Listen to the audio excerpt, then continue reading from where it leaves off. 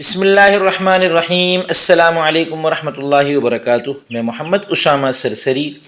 سورہ بقرہ کی آیت نمبر 2 کا اگلا لفظ ہے فی۔ اس کا اردو ترجمہ ہے میں۔ لا ریب فیہ، اس میں کوئی شک نہیں ہے، قرآن کریم میں کوئی شک نہیں ہے۔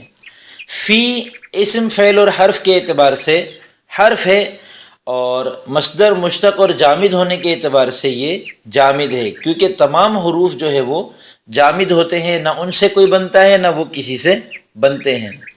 معرب اور مبنی ہونے کے اعتبار سے چونکہ یہ حرف ہے اور حروف سب کے سب مبنی اصل ہیں۔ مبنی اصل کی 3 قسمیں ہیں، حروف، فعل ماضی اور امر حاضر معروف، تو اس وجہ سے یہ مبنی اصل ہے۔ ترکیب نحوی کے اعتبار سے یہ کائن محذوف کا متعلق ہو کر لائے نفی جنس کی خبر ہے۔